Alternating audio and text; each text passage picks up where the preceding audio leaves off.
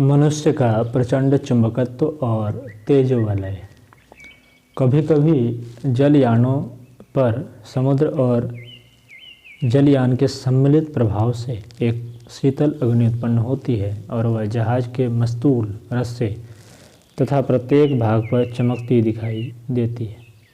यूँ यह एक प्रकार से विद्युत ही है, पर हानि रहित है।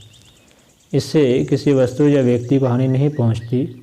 पुराने लोग इसे संत एलियो की अग्नि कहते थे और समझते थे कि जहाज पर कोई सृजनात्मक वरदान बरस रहा है। अब उसे जलयान का प्रेत कहा जाता है।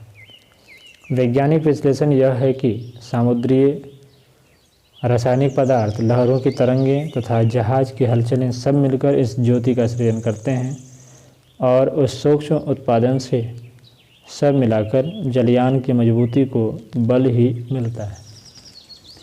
कोहरे भरी रातों में आकाशस्थ तारागणों के इर्द गिर्द एक धुंधली नीली झलक लिए हुए सफ़ेद रोशनी का तेज मंडल छाया रहता है। कभी कभी वर्षा ऋतु में चंद्रमा के चारों ओर भी प्रकाश का एक गोल घेरा दिखाई पड़ता है। इंजीनियर की भाषा में इसे कोरोना कहते हैं। इसका कारण उन प्रकाशपुंज तारकों के उच्च तनाव का विकिरण अवरोध है। जल बिंदु जब उनकी प्रकाश ऊर्जा के क्रमबद्ध विस्तार में अवरोध उत्पन्न करते हैं तो इस प्रकार का चमकदार घेरा बन जाता है। ठीक इसी प्रकार मनुष्य के चारों ओर एक तेजोवलय छाया रहता है। इसमें विद्युत कण, चुंबकत्व, रेडियो विकिरण, चेतना युक्त ऊर्जा भरी रहती है। इसे यंत्रों से भी जाना व नापा जा सकता है और समीपवर्ती लोग इसे अपने शरीर और मन पर पड़ने वाले अदृश्य प्रभाव के आधार पर अनुभव कर सकते हैं। कई व्यक्तियों की समीपता अनायास ही बड़ी सुखद, प्रेरणाप्रद और हितकर होती है। कईयों का सानिध्य अरुचिकर और कष्टकर प्रतीत होता है। इसका वैज्ञानिक कारण व्यक्तियों के शरीर से निकलने वाली इस ऊर्जा का पारस्परिक आकर्षण विकर्षण ही होता है।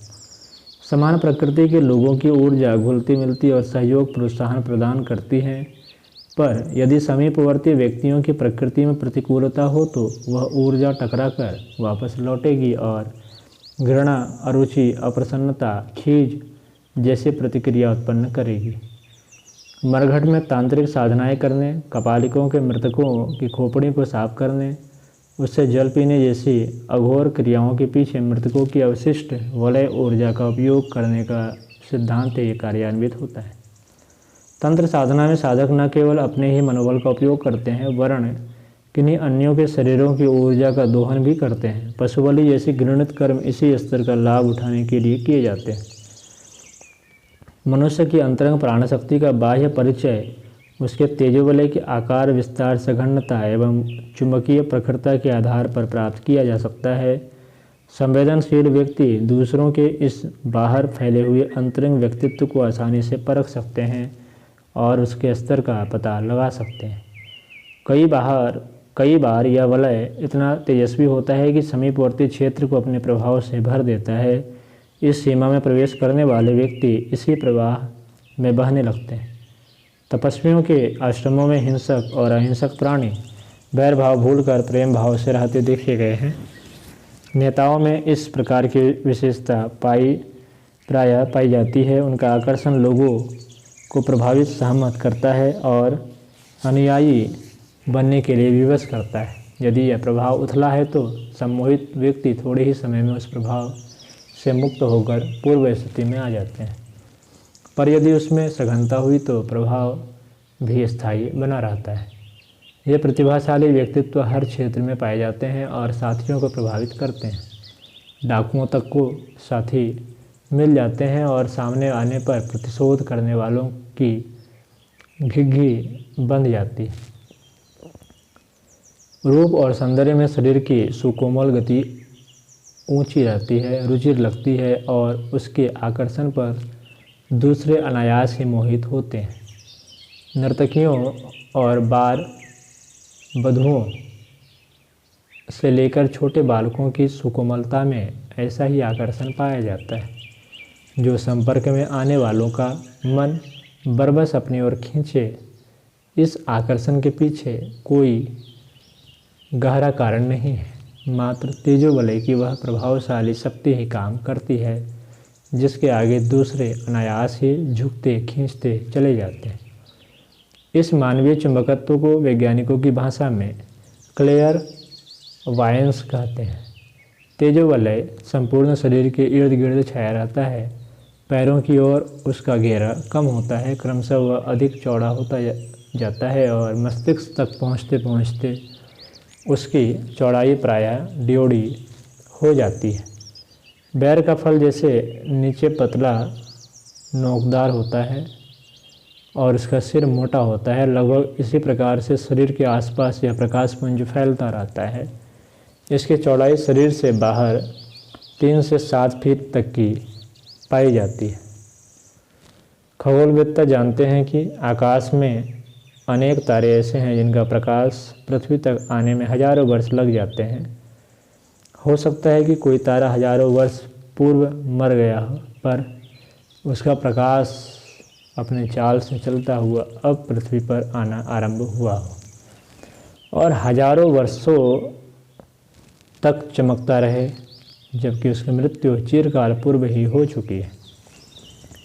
प्रकाश की गति प्रति सेकंड 1,86,000 मील है। इस चाल से अधिक उसकी दौड़ नहीं, पर मनुष्य मन इससे भी अधिक द्रुतगामी है। रॉकेटों को चंद्रमा तक पहुंचने में कई दिन लग जाते हैं, पर मन तो वहां एक क्षण में पहुंच सकता है। यह ध्यान रखने की बात है कि मन मात्र कल्पना ही नहीं है, वरन इसके साथ चेतनात्मक ऊर्जा जुड़ी हुई हो तो वह प्रकाश की तरह ही एक सशक्त तथ्य बन जाती है और वही कार्य करती है जो अंतरिक्ष व्यापी ताप, चुंबकत्व जैसी शक्तियाँ काम करती है।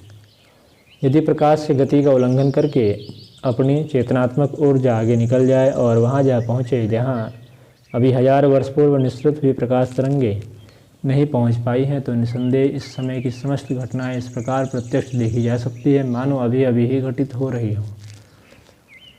यदि हमारा शक्तिशाली अचेतन विद्युत संस्थान ध्यान चेतना को इतना सक्षम बनाए कि प्रकाश की गति पिछड़ जाए, तो कोई कारण नहीं कि हम चिर अतीत की घटनाओं और व्यक्तियों को देख समझ न सकें। इतना ही नहीं, जो महामानव हजारों लाखों वर्ष पूर्व दिवंगत हो गए, उनके अंतरिक्ष में उड़ते हुए तेजोबलय के साथ संबंध बना सकते हैं और वही लाभ ले सकते हैं जो उनके पास बैठने या उनके प्रभाव ग्रहण करने से संभव हो सकता है। उपयुक्त सफलता प्राप्त करने वाला व्यक्ति श्री कृष्ण जी के मुख से निकली हुई गीता उसी तरह सुन सकता है जिस तरह अर्जुन ने समीप रहकर सुनी थी। सुखदेव जी द्वारा परीक्षित को सुनाई गई भागवत को ज्यों का त्यों सुना जा सकता है। वशिष्ठ जी द्वारा राम को सुनाई गई योग वासिष्ठ को अभी भी उसी रूप में श्रवण कर सकना कठिन न रहेगा। रामचरित और कृष्णचरित की सारी घटनाएं यथाक्रम देखी जा सकेंगी। त्रिकालदर्शी ऋषि इस विद्या में पारंगत हो चुके थे और उनके हाथ में बहुत कुछ सब कुछ जानने की शक्ति थी। इतना ही नहीं, वे भावी घटनाक्रम की संभावनाओं को मोड़ बदल भी सकते थे। इसके प्रमाणों से अनेक शास्त्र पुराण भरे पड़े। वे उपलब्धियां भविष्य में भी प्राप्त की जा सकती हैं। वर्तमान में विभिन्न स्थानों में घटित हो रहे घटनाक्रमों को दिव्यदर्शी व्यक्ति देख या जान सकते हैं, परस्पर संवादों और संदेशों का विनिमय कर सकते हैं। इतना ही नहीं, यदि उसके पास कोई प्रेरक एवं उपयोगी क्षमता होगी तो उसे किसी दूसरे के लिए प्रेरित करके उसे लाभान्वित भी कर सकता है, किंतु इसके लिए तप साधना द्वारा उपार्जित आत्मबल का संपादन नितांत आवश्यक है। हम चाहें तो शरीर, बुद्धि और धन जैसी संपदाओं की तरह आत्मशक्ति की विभूतियाँ भी संपादित कर सकते हैं और इसके आधार पर हमारा मानवीय चुंबकत्व तेजोबलय इतना प्रचंड हो सकता है कि व्यक्तियों तथा वस्तुओं को अभिष्ट मात्रा में प्रभावित किया जा सके और अपने आप को हर क्षेत्र में समर्थ सफल सिद्ध किया जा सके।